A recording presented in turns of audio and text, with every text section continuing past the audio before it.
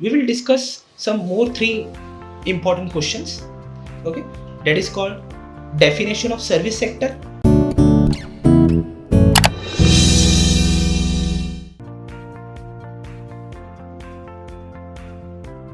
Okay, significance of service sector management, then reasons for the growth of service sector.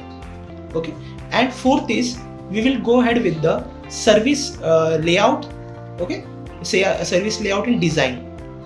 So first we will discuss about the service sector. See, service sector का भी definition same to same है, थोड़ा बहुत change है.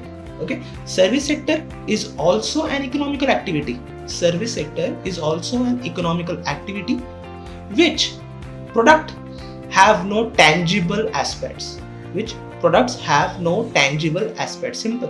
या तो फिर एक ऐसा भी कह सकते हैं, एग्जाम्पल ले सकते हैं हम, मैंने अपने PPTs में बना के दिया है आपको, that service sector includes all such economical activities. Okay, service sector includes which all economical activities which output is not a physical product. Okay, जैसे फिजिकल है ही नहीं, फिजिकल प्रोडक्ट्स है ही नहीं. जैसे कि सर्विसेज हमने जो मैंने आपको बताई गई है, बैंक्स हो गई, इंश्योरेंस हो गई, एजुकेशन इंस्टीट्यूशंस हो गई, जिम हो गया, ये सारी की सारी क्या है, सर्विसेज है. ओके, वैसे कि pan card system, pan card जो हम लोग उनके ऑफिस में जाते हैं, परमानेंट अकाउंट नंबर है, ये सारी की सारी क्या है, ये सर्विसेज है आपकी, है ना. जैसे कि ITR फिल करते हैं, ये सारी की सारी क्या है, सर्विस सेक्टर की एक पार्ट है. और इंडिया में सर्विस सेक्टर की वजह से इंडिया को आई थिंक 54.17%, कितना 54.17% का ग्रोथ मिलता है, इतना कंट्रीब्यूशन मिलता है सर्विसेज के थ्रू, इतना गवर्नमेंट कमा रही है सर्विसेज के थ्रू. जैसे और एक एग्जांपल मैं दे सकता हूँ, e-commerce is one of the best example, like Flipkart, Snapdeal, Amazon, ShopClues, ये सारे के सारे क्या है, alibaba.com, ये सारी की सारी एग्जांपल्स मैं दे दूंगा. E-commerce that is also called as a service sector.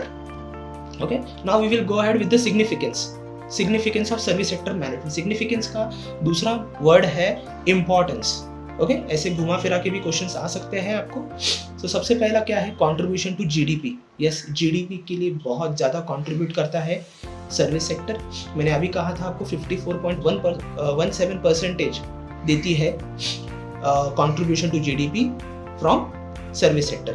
Second is create job opportunities. Yes, यहाँ पे आपको फिजिकली लेबर की ज़रूरत लगती है. जैसे कि अगर मैं सलून की बात कहूँ तो आज की डेट में वहाँ पे काम कौन कर रहा है, वर्कर ही तो है. डोमिनोज की बात करूँगा, वर्कर ही तो है, बना रहे हैं, waiters, chefs, all this, then delivery boys, पूरा का पूरा काम किसकी वजह से है, इंसानों की वजह से है ना. जैसे कि स्कूल्स हो गए, आज की डेट में हम ऑनलाइन लेक्चर ले रहे हैं, ऑनलाइन लेक्चर्स वीडियोस अपलोड कर रहे हैं. Why we are doing this? इसके लिए कौन चाहिए? इसके लिए चाहिए ह्यूमन एक्सेस चाहिए. सर्विसेज और ह्यूमन एक्सेस का we can say integral part है, बहुत ये भी एक इनसेपरेबिलिटी है, इंडिविजिबल है. यस, इसको भी हम बाइफरकेट नहीं कर सकते. अगर सर्विसेज चलानी है तो आपको इंसानों की ज़रूरत लगेगी. जैसे कि नेटवर्क मार्केटिंग अभी जो फिलहाल चल रहा है मार्केट में बहुत जगह पर, नेटवर्क मार्केटिंग के लिए क्या चाहिए, आपके कॉन्टैक्ट्स चाहिए, लोग चाहिए, तभी जाके नेटवर्क मार्केटिंग होगा, है ना. Then economic performance improve economic performance. Yes, देश की अर्थव्यवस्था, देश की इकोनॉमिकल सिस्टम्स डेवलप होने में सर्विस सेक्टर बहुत हेल्प करता है, कंट्रीब्यूट करता है. देन कस्टमर सेटिस्फैक्शन मतलब क्या, यहाँ पे हम जितनी भी सर्विसेज दे रहे हैं किसको सेटिस्फाइड करने के लिए दे रहे हैं, कस्टमर्स को सेटिस्फाइड करने के लिए दे रहे हैं. Then new export opportunities. जैसे कि बेस्ट एग्जांपल दूंगा मैं, हमारी देश की बहुत ही चुनिंदा बैंक है, जैसे कि यूनियन बैंक ऑफ इंडिया कहूँगा मैं, then state bank of India कहूँगा मैं. ये जो बैंक्स हैं, इनके अब्रॉड में भी क्या है, इनके ब्रांचेस ओपन की गई है. यस, आज आपको पता नहीं रहेगा कि बॉम्बे का वड़ा पाव आपको यूके में भी मिल रहा है. आप देखेंगे यूके इंडिया की डिशेस, यूके हो गया, यूरोप हो गया, इंडिया के मेन्यूज लेके जा रहा है यहाँ से. यस, उनको यहाँ की सर्विसेज, यहाँ की मेन्यूज इतने पसंद है तो अपने होटल्स में इम्प्लीमेंट कर रहे हैं. देखिए, यहाँ से डिशेस वहाँ लेके जा रहे हैं. जैसे कि अगर मैं कहूँगा हमारे यहाँ का अल्फांसो मैंगोस, वो भी तो एक्सपोर्ट हो रहा है. बासमती राइस एक्सपोर्ट हो रही है. गुड्स है, ज़रूर है, बट ये सर्विसेज भी तो है. हमारी एयरलाइंस जा रही है. Okay, then helpful for the growth of expansion and diversification of the organisation. Yes, हमारा बिजनेस एक्सपांड भी तो हो रहा है, उसकी वजह से एक्सपांड का मतलब हो सकता है कि सपोज मेरी एक ब्रांच है बॉम्बे में, तो मैं दूसरी ब्रांच में दिल्ली में ओपन कर रहा हूँ, मैं तीसरी ब्रांच में बैंगलोर में ओपन कर रहा हूँ, चौथी ब्रांच में तमिलनाडु में ओपन कर रहा हूँ। That is called as the expansion of business. Then diversification का मतलब क्या है? डाइवर्सिफिकेशन का मतलब हो जाता है कि जैसे कि अगर मैं एज अ लेक्चरर हूँ, मेरा सपोज मैं कोचिंग क्लास चला रहा हूँ, सपोज एग्जांपल लेते कि मैं कोचिंग क्लास चला रहा हूँ, ओके। अभी सपोज मुझे कोचिंग क्लास से बहुत अच्छा पैसा मिल गया, बहुत अच्छा पैसा मिल गया, मुझे प्रॉफिट हो रहा है हर साल, ओके। अभी सपोज मैंने कोचिंग क्लास का बिजनेस तो मेरे साइड में रखा ही है, सपोज मैं एक वीकेंड से मैं एक कैंटीन भी ओपन कर रहा हूँ, ओके। मैं फूड बिजनेस में भी आ गया। देखिए, अगर आप देखोगे कोचिंग क्लास और फूड बिजनेस, ये दोनों में बहुत जमीन आसमान का फर्क है। So that is called as the diversification. The best example is Tata. Tata क्या कर रही है? देखिए, it is a diversified company. Tata steel है, टाटा मोटर्स है, टाटा TCS है, टाटा कंसल्टेंसी सर्विसेज है, देन आप देखोगे टाटा नमक है, टाटा टी है, इतने सारे प्रोडक्ट्स है, जमीन आसमान का फर्क है। That is called as diversification. Reliance की बात करूंगा, it is also diversified company. Reliance petrochemicals था, रिलायंस जियो आ चुका है, रिलायंस पावर में है। रिलायंस पावर पता है इलेक्ट्रिसिटी में डील करती है, बॉम्बे साइड में ज़्यादा करके रिलायंस एंड टाटा की पावर से आपको मिलेंगी, इलेक्ट्रिसिटी मिलेंगी। सो देन हम नेक्स्ट क्वेश्चन की बात करेंगे, वो है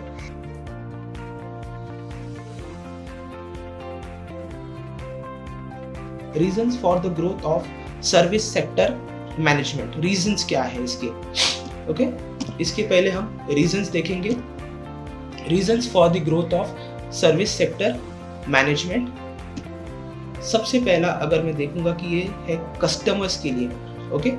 ये जो भी सर्विसेज हम बना रहे हैं, किस लिए बना रहे हैं कि हमें चाहिए कस्टमर्स। कस्टमर्स के लिए हम ये सब चीज़ें कर रहे हैं। कस्टमर्स नहीं है तो ये चीज़ों का कोई भी मैं कहूँगा कि उसका यूज़ नहीं है।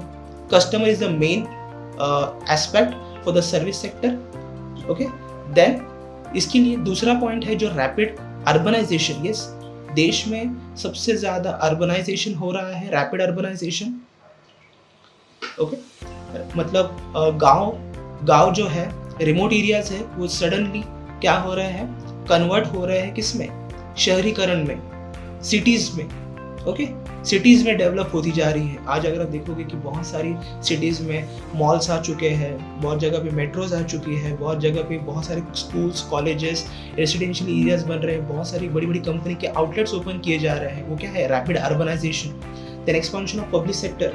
पब्लिक सेक्टर क्या है? पब्लिक सेक्टर मतलब यहाँ पे गवर्नमेंट की भी बहुत सारी एजेंसीज वर्क की जा रही है, जैसे कि ONGC हो गया, है ना, oil and natural gas corporations. Then banks हो गए, गवर्नमेंट के कॉलेजेस है, गवर्नमेंट के हॉस्पिटल्स है, एम्स हो गया, केम हॉस्पिटल्स हो गए, ये सारे क्या है, ये पब्लिक सेक्टर का क्या है, एक्सपांशन है। पब्लिक सेक्टर खुद आना चाहती है इन चीज़ों में, क्योंकि उन्हें पता है कि यहाँ पे बहुत ज़्यादा फायदा है। इंक्रीज द थर्ड पॉइंट है, increase the intermediate and final consumer service. देखिए, हमें ट्राई करना है कि कस्टमर सर्विसेज बहुत जल्दी हमें उनके तक पहुंचानी है, और उसमें ज़्यादा से ज़्यादा गैप्स नहीं होने चाहिए। मतलब ज़्यादा क्या ज़्यादा थर्ड पार्टीज उनको रिमूव करना है, बिल्कुल, क्योंकि ज़्यादा थर्ड पार्टीज रहेंगी, ज़्यादा इंटरमीडिएट्स रहेंगे, बहुत ज़्यादा एक्सटेंशन हो सकता है सर्विस प्रोवाइड करने में। Then improvement in quality and productivity and services. Yes, आज की डेट में आप देखोगे रेस्टोरेंट्स हैं, अपनी क्वालिटी एंड सर्विसेज में, प्रोडक्टिविटी में बहुत ज़्यादा डेवलपमेंट लाती जा रही है अपनी सर्विसेज में।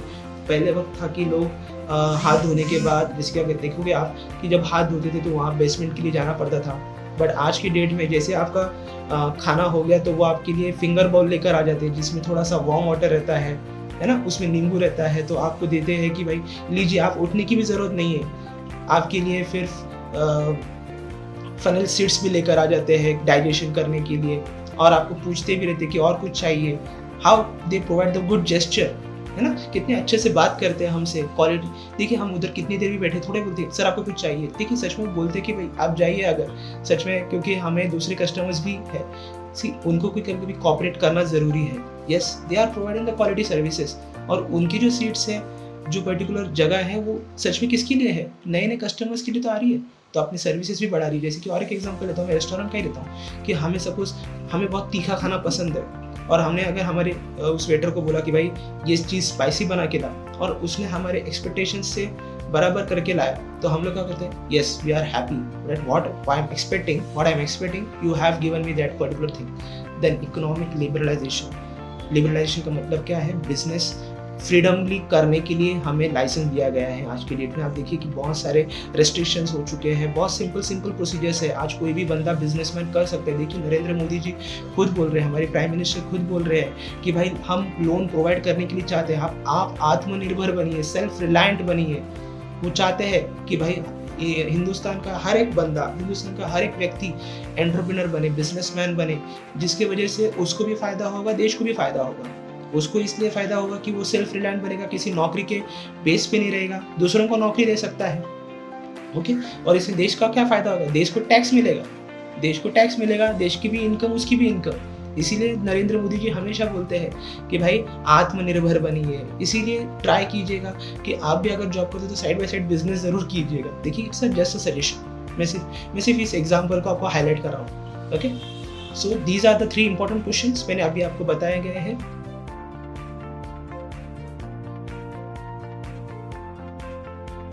Define service sector and discuss its significance और discuss its importance. Second, मैं आपको बता रहा हूँ सेकंड रीजंस क्या है, reasons for the growth of service sector. Okay, तो ये है पार्ट